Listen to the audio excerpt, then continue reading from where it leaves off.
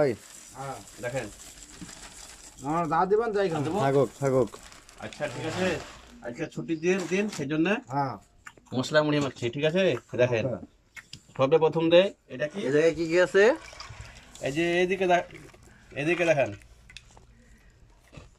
এটা কাঁচা ছোলা দিলাম, হ্যাঁ ঠিক আছে।